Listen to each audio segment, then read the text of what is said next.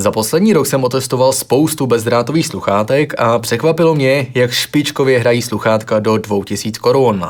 Pro vás jsem dneska vybral 5 úplně těch nejzajímavějších modelů, který stojí za investici. Každý má nějaký výhody, nevýhody, takže se dozvíte, který vám doporučím a který jsem si oblíbil úplně nejvíc. Začneme značkou, která se k nám do Česka začala dovážet velmi čerstvě, a sice značkou Moondrop. Tu možná někteří z vás znáte, protože se jedná o ikonickou audiofilskou značku, která stojí za skvělou řadou sluchátek Blessing nebo Aria. A právě značka Moondrop se snaží rozvířit vody v kategorii levnějších bezdrátových sluchátek a přichází s tímto modelem Nico Cake. Na první pohled se jedná o zcela obyčejný sluchátka, hranatá černá krabička doplněná o prvky japonské kultury, je doplněná o samotný true wireless sluchátka s nožičkou. Ty mají stejně jako krabička spíše průměrnou kvalitu zpracování, ale komfort sluchátka splňují na jedničku, tedy pokud vám nevadí sluchátka s nožičkou ve stylu AirPodů. To hlavní se ale skrývá pod kapotou samotných sluchátek. Moondrop si tady vyvinul svůj vlastní 13 mm měnič a výsledkem je zvuk, který je pro většinu Moondrop sluchátek zcela typický. Tedy naprosto přirozená tonalita, přesně tak akorát dávkovaný basy a větší důraz na vokály. Tenhle zvuk u Moondrop Nico Cake jsem si zcela oblíbil. Musím říct, že takhle dobře, často nezní ani sluchátka za dvojnásobně nebo trojnásobně vyšší cenu a mám osobně vždycky rád, když výrobce sluchátek ví to, že kvalita zvuku je u sluchátek priorita, neměl by to dávat na vedlejší kolej. Takže Moondrop Nico Cake opravdu po zvukové stránce vzhledem k cenovce jsou velmi, velmi zajímavý. Potěšilo mě, že výrobce myslel ale i na další důležité věci sluchátek. Ke sluchátkům najdete na míru šitou aplikaci, která má sice pouze základní funkcionality, ale umožní vám třeba změnit defaultní gesta na sluchátkách a taky podporuje pár ekvalizačních profilů. Jenom teda škoda, že na to, že se jedná o audiofilskou značku, tak zde nemáme možnost nastavit si ekvalizační profil vlastní. Musíte se spolehnout pouze na předpřipravený profily. Sluchátka taky přesto, že jsou úplně nejlevnější z dnešního výběru, tak nabízí aktivní potlačení hluku, který je sice spíše pouze základního rázu, není tolik efektivní jako dražší sluchátka, ale efektivně si poradí třeba s hlukama v autobuse nebo ve vlaku, ale potom s náročnějšíma prostředíma už sluchátka trochu bojují a tam aktivní potlačení hluku nefunguje tak dobře.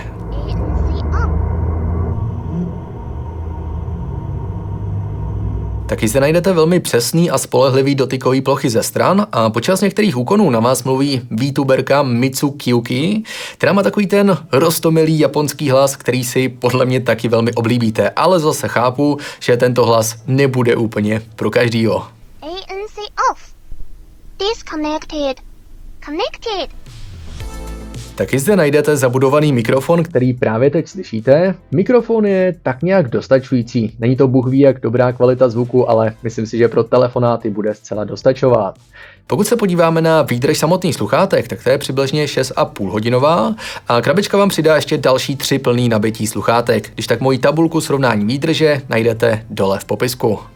Za mě jsou tedy Moondrop Nico Cake opravdu velmi povedený sluchátka. Sice nemají nejlepší zpracování krabičky, nemají nejlepší funkce, podporují třeba jenom základní AAC kodek, taky jim chybí třeba bezdrátový nabíjení, ale pokud chcete za svoje peníze dostat co nejlepší zvuk a chcete mít hezký poslech a chcete prostě mít prioritu na tu kvalitu zvuku, tak Moondrop Nico Cake jsou opravdu velmi zajímavou volbou. Jenom teda pozor, že se zde všude promítá japonská kultura a to jak do samotného designu, tak potom i do asistentky přímo ve sluchátkách. Myslím si, že tyhle sluchátka za cenou 14 stovek, tedy přibližně 60 eur, budou daleko lepší než nějaký sluchátka třeba od Niceboy nebo Lamaxu. Jenom teda pozor, že dostupnost v Česku je u těchto sluchátek trochu horší. Buď to budete muset koupit sluchátka z zahraničí, když tak pár odkazů přidám dolů do popisku, a nebo doporučuji potom alternativní sluchátka Moondrop Space Travel, který aktuálně taky testuju. Ty mají velmi podobný zvuk, mají za mě hezčí design, hezčí krabičku a to všechno za poloviční cenu. Takže pokud byste chtěli ušetřit, tak případně tato alternativa. Na tyhle sluchátka vám taky brzy připravím recenzi, ale bude to srovnání sluchátek do 1000, takže taky se těšte. Značka Xiaomi je velmi známá svýma povedenýma sluchátkama a model Xiaomi Redmi Buds 4 Pro není žádnou výjimkou. Oproti předchozím sluchátkům Moondrop Nico Cake tady už máme nádhernou malou krabičku s matným povrchem a taky menšími rozměry. To stejný platí taky o sluchátkách, který si stále drží tvar s nožičkou, ale ta je již kratší a pro spoustu lidí tak budou sluchátka o něco komfortnější. V samotných sluchátkách potom najdete i speciální čip, který u sluchátek umožňuje LDAC kodek, což je jeden z nejlepších bezdrátových kodeků pro přenos audia. Má datový tok okolo 990 kilobitů za sekundu v tom ideálním stavu a tím se sluchátka můžou chlubit i znakem Hi-Res Audio. Jenom teda pozor, tohle označení může být trochu matoucí, protože Redmi Buds 4 Pro rozhodně na audiofily nemíří. Pravdou je, že mají velmi líbivý zvuk, který vám na rozdíl od některých konkurenčních sluchátek nevybasuje mozek z hlavy. Ale samozřejmě u takto levných sluchátek nedokážete onen LDAC kodek úplně využít na maximum, ale rozhodně si nebudu stěžovat na to, že ho tady máme přítomný, protože doposud to byla výsada pouze dražších sluchátek. Pokud se ale ještě vrátím ke zvuku, tak já bych řekl, že zvuk je zde skoro až analytický s důrazem na vyrovnanost mezi basy, středy a výšky. Dokonce bych řekl, že nějaký ty subbasy navíc by sluchátkům rozhodně neuškodily. A celkově je zvuk tady velmi příjemným překvapením vzhledem k cenovce, kde se sluchátka nacházejí. Ale teda z hlediska kvality zvuku, pokud bych si měl vybrat top sluchátka do téhle cenovky, tak buď to si ještě ukážeme další alternativy, a nebo za mě jsou i nepatrně lepší předchozí Moondrop Neko Cake. Jako téměř povinná výbava u všech bezdrátových sluchátek i zde najdeme aktivní potlačení hluku, který si v aplikaci můžete přizpůsobit v několika různých režimech, ale ať už jsem zkusil jakýkoliv nastavení, tak všechny se mi zdály málo efektivní, ale berte v potaz, že jsem hodně rozmlsaný třeba z AirPodu Pro nebo o trochu dražších sluchátek, ale dávám krátkou ukázku.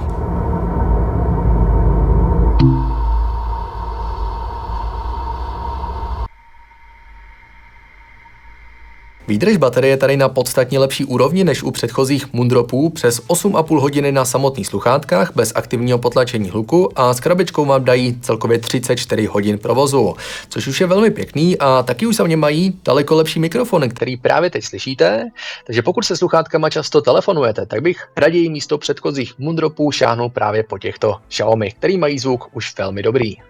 Hlavním zlepšením oproti předchozím Moondropům je tady za mě zpracování, protože firma jako Xiaomi si může dovolit investovat do lepších materiálů, do lepšího dílenského zpracování, protože těchto sluchátek se prodá třeba i milionu kusů celosvětově oproti třeba 10 000 kusům u Moondrop Neko Cake, takže to potom dělá velký rozdíl. Taky sluchátka Xiaomi mají zajímavější funkce, ať už je to zmíněný LDAC kodek, který je tím nejlepším, co pro bezdrátový audio můžete mít. Zároveň tady máte senzor pro detekci vyjmutí z ucha, takže jakmile si sluchátko sundáte z ucha, tak se vám pauzne buď to hudba nebo podcast, abyste nemuseli rychle lovit telefon, pauzovat hudbu. Tohle funguje u Xiaomi zcela automaticky. A taky zde máte už dneska velmi oblíbenou funkci duálního připojení, tedy možnost napárovat si sluchátka na telefon a počítač zároveň. A podle toho, kde následně pustíte audio, tak na takový zařízení se vám sluchátka přepnou. Takže už žádný manuální přepojování a přepárování z jednoho zařízení na druhý, to zde opět funguje zcela automaticky. Takže za cenu 17 stovek, tedy přibližně 70 eur, jsou Xiaomi sluchátka velmi dobře vybavený, jenom mají teda nepatrně horší zvuk oproti předchozím Moondropům. Ale pojďme se podívat ještě na 3 další alternativy. Nyní tady mám sluchátka JBL Wave Beam, který už jsou o pár stovek dražší oproti předchozím sluchátkům Xiaomi, tak schválně si nám nabídnou něco navíc. Z hlediska zpracování a designu jsou na tom alespoň za mě o něco hůře oproti předchozím Xiaomi, protože krabička je společně s Moondrop Neko Cake úplně největší ze všech dnes testovaných sluchátek, takže není tak kompaktní a zabírá vám v kalhotech trochu více místa. A i samotný sluchátka za mě už nejsou tolik komfortní na nošení jako předchozí sluchátka Xiaomi, mají takový špičatý tvar, který zapříčinil to, že po 2 hodinách poslechu rozhovoru mě začaly sluchátka neskutečně tlačit a opravdu nebyly tolik komfortní. Každopádně, jak asi víte, každý má ucho tvarovaný trochu jinak, takže zatímco mě něco tlačí, pro vás může být zcela komfortní, takže bohužel tady musím doporučit takovou tu klasickou příručku. Zkuste a vyzkoušejte. JBL tyto sluchátka vyrábí v několika barevných kombinacích, takže třeba pro dámy, pro který je barva a design priorita, tak ty si můžou vybrat z několika barevných variant, takže to se vám bude líbit. A taky stejně jako předchozí sluchátka, i zde máme certifikaci IP54, tedy voděodolnost a se sluchátkama můžete klidně i běhat venku a nic by se jim stát nemělo. Když se přesuneme ke kvalitě zvuku, tak mají JBL sluchátka velmi výraznou Včkovou charakteristiku, tedy mají výrazný basy a pronikavý výšky. No a tento typ tuninku sluchátek se často líbí nejvíce uživatelům a i já mám rád Včkovou charakteristiku sluchátek, ale ne tak výraznou, jako mají právě tyto JBL Wavebeamy. Naopak, pokud by se sluchátkům podařilo ukrojit trochu bas a dát to například do středu, tak by to rozhodně sluchátkům prospělo a měly by věrohodnější přednes, ale tak či tak JBL sluchátka se za svůj zvuk určitě stydět nemusí a opět hrají daleko lépe než dejaký no-name sluchátka, který pořídíte od méně známých výrobců. Sluchátka mají velmi přehlednou aplikaci s názvem JBL Headphones, kde si můžete například zapnout propouštění zvuku z okolí nebo volit jeden z několika předpřipravených ekvalizačních profilů. Tady, abych se přiznal, se mi ani jeden profil úplně nelíbil, ale aplikace má možnost si vytvořit vlastní ekvalizační profil přes jednoduchý rozhraní, za tohle velký palec nahoru. Kromě toho ještě aplikace umožňuje upravit gesta na dotykových vrstvách sluchátkách, to pro každý sluchátko jednotlivě. Taky umožňuje zapnout filmový režim pro snížení latence a spoustu dalšího. Těch funkcí je v aplikaci opravdu spoustu. Aktivní potlačení hluku u těchto sluchátek už ale bohužel nehledejte, výrobce se odvolává pouze na pasivní odlučnění, což funguje tím způsobem, že prostě máte sluchátko zandaný v uchu a tím pasivně odlučňujete okolní ruchy. Je vám asi jasný, že toto pasivní řešení nefunguje tak dobře jako aktivní řešení a dávám opět krátkou ukázku.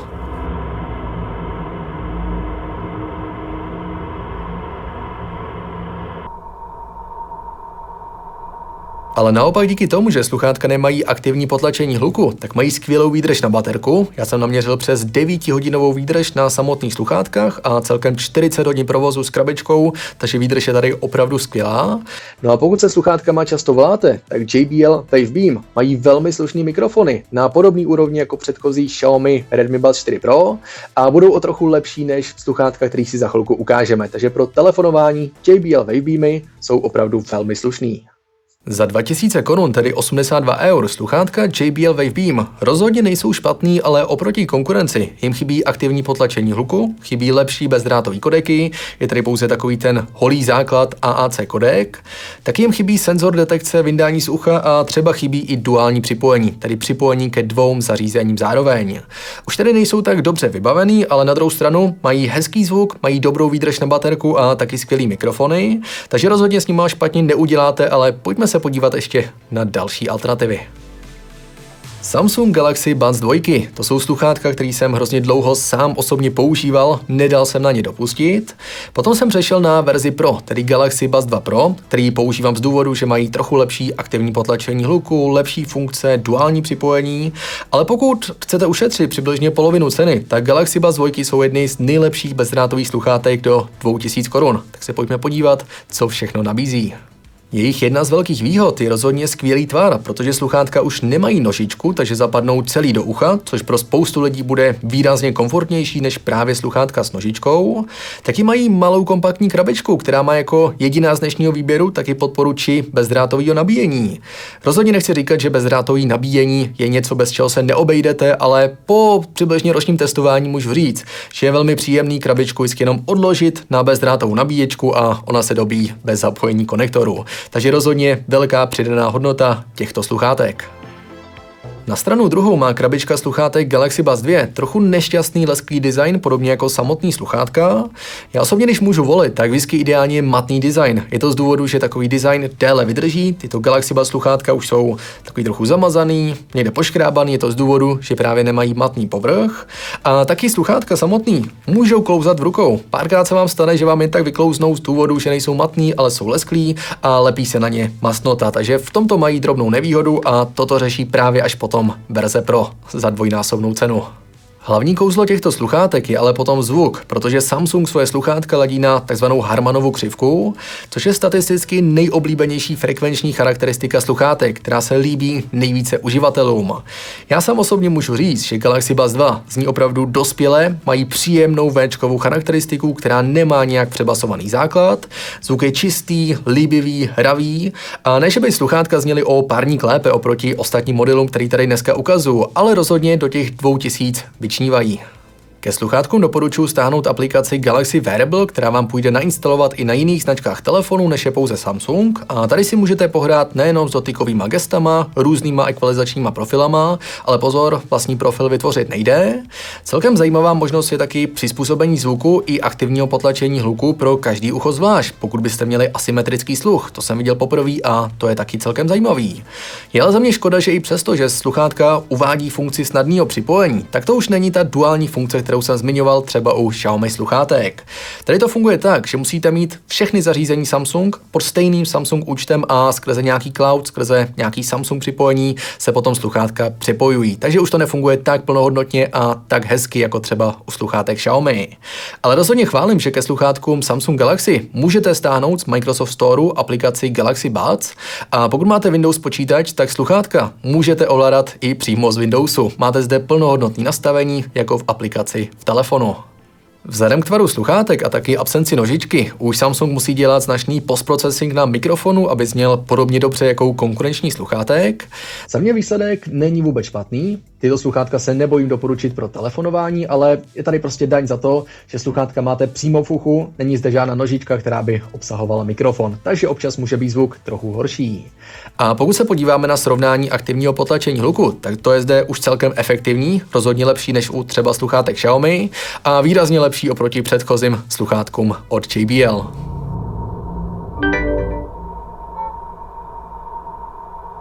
Výdrž sluchátek zde má Samsung taky velmi dobrou, přibližně 8 hodin na samotných sluchátkách a potom okolo 30 hodin společně s krabičkou. No a za zmínku taky ještě stojí funkce, za prvý detekce sluchátek v uší, tady při vyndání se vám pauzuje písnička nebo podcast, nemusíte vytahovat telefon z kapsy. A taky zde máte herní režim, který softwarově v Androidu sníží odezvu, abyste měli sjednocený video a audio a nebyla tam dlouhá prodleva. Komu tedy Galaxy Buds 2 můžu doporučit? No za mě rozhodně všem Samsung uživatelům, protože pokud máte Samsung telefon a chcete levnější bezdrátový sluchátka, tak s Galaxy Buds 2 špatně neuděláte. A to nejenom z důvodu, že zde máte to efektivní přepínání sluchátek, ale taky díky tomu, že zde máte bezdrátový kodek Samsung Scalable. Tohle je kodek, který sice nenabízí vysokou datovou propustnost, jako třeba zmíněný kodek LDAC, ale tento kodek má kouzlo v tom, že automaticky přizpůsobuje bitrate tomu, jak jste vzdálený od telefonu. Takže pokud se vám někdy zdálo, proč Samsung sluchátka fungují tak spolehlivě, že třeba i přes 2 zdi vůbec nevypadávají a stále přehrávají hudbu, tak je to z důvodu, že Samsung telefon snižuje bitrate, aby se vám hudba nebo podcast nesekal, ale stále jste něco slyšeli. Takže tohle je určitě super věc, která bohužel funguje pouze se Samsung telefonama. I tak se ale nebojím sluchátka Galaxy Buds 2 doporučit i dalším značkám Android telefonů, protože zvuk bude stejný, budete mít možnost stáhnout aplikaci, upravovat nastavení a podobně. No a za cenu 17 stovek, tedy 70 €, jsou tyhle sluchátka velmi, velmi zajímavý. Jsou tam potom velký cenový rozdíly napříč různýma e-shopama, takže když tak vám v popisku nechám odkaz i na Heuréku, ať se podíváte, kde a za kolik se prodávají. Pokud tedy chcete velmi kvalitní zvuk a sluchátka, které jsou velmi příjemný na nošení, díky tomu, že nemají nožičku, ale celý zapadnou do ucha, tak Galaxy Buds 2 jsou výbornou volbou. Za mě ale tím největším překvapením letošního roku jsou sluchátka Huawei FreeBuds 5i, který má jednu z nejpříjemnějších krabiček na trhu, která je z recyklátu a je matná. A mě těší, že se někdo snaží prosazovat ekologii, ale nemá to vliv na funkčnost. Naopak, tato krabička je designově moc hezká a dobře se drží, protože je matná a neklouže v rukou. Sluchátka mají taky podporu kodeku LDAC, tedy toho nejlepšího kodeku pro přenos kvalitních nahrávek a tento kodek jenom doplňuje skvělý zvuk těchto sluchátek. Protože Huawei FreeBuds 5i mají nádherně přirozený projev, který si oblíbíte pro většinu žánrů, takže sluchátka jsou velmi univerzální. Taky mají trochu výraznější výšky, takže například dámský vokály Audory zní velmi čistě a velmi detailně. A oproti předchozím sluchátkům Galaxy Buds 2 už nemají tolik bas, takže jsou, dá se říct, trochu neutrálnější. Ke sluchátkům pak doporučuji nainstalovat aplikaci s názvem AI Live, ta vám umožní monitorovat jednotlivý připojený zařízení, regulovat potlačení hluku v několika různých režimech. Taky tady máte pár připravených ekvalizačních profilů, ale vlastní ekvalizer opět bohužel chybí. No a v neposlední řadě zde můžete upravit gesta na samotných sluchátkách a třeba si taky sluchátka nechat najít. Jenom teda pozor, tato funkce už nefunguje tak dobře, jako třeba u sluchátek, jako jsou AirPody, kde máte speciální čip pro detekci toho, kde se sluchátka nacházejí. Ze sluchátka můžete najít pouze pomocí toho, že začnou nahlas přehrávat pípání. A samozřejmě, když je krabička zavřená, tak téměř nic neuslyšíte.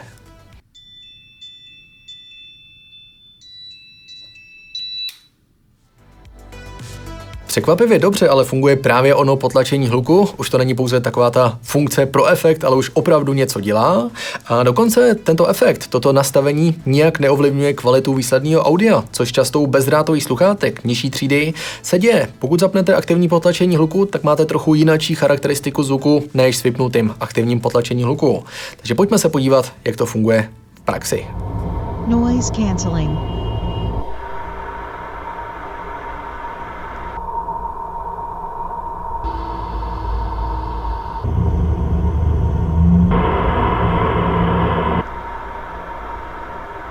Za mě možná jenom škoda, že samotný sluchátka už nezdílí ten podobný matný materiál jako samotná krabička. Kdyby jejich sluchátka byly matný a měly ten příjemný povrch, tak by byly zcela perfektní.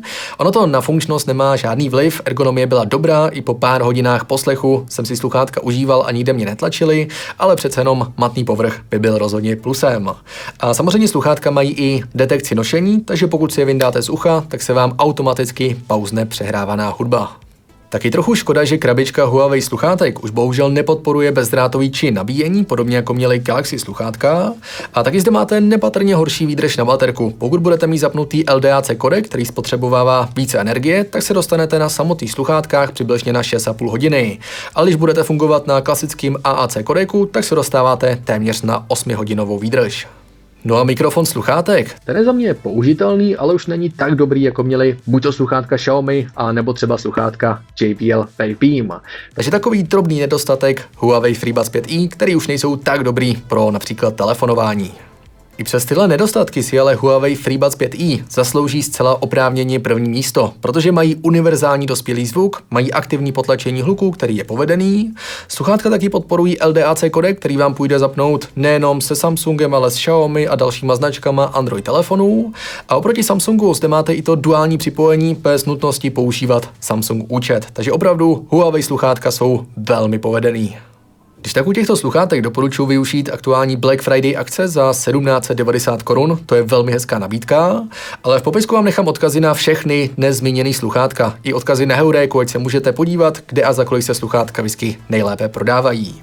Taky vám v popisku odkážu i psaný recenze na tyto sluchátka, ať se můžete podívat na recenzi trochu více dohloubky, přece jenom v tomto výběru top 5 nemůžu zmínit úplně všechno, takže si když tak přečtěte psaný recenze, který máme u nás na webu. A taky vám v popisku nechám odkazy na srovnávací tabulky, ať už srovnání mikrofonů těchto bezdrátových sluchátek, srovnání výdrže a taky srovnání frekvenční charakteristiky, tedy kvality zvuku. Takže tohle případně můžete prozkoumat a pokud byste měli trochu větší rozpočet, tak se podívejte na výběr nejlepších bezdrátových sluchátek, kde už mám třeba dražší AirPody, dražší Galaxy Buds a třeba i vylepšenou verzi těchto Huawei sluchátek.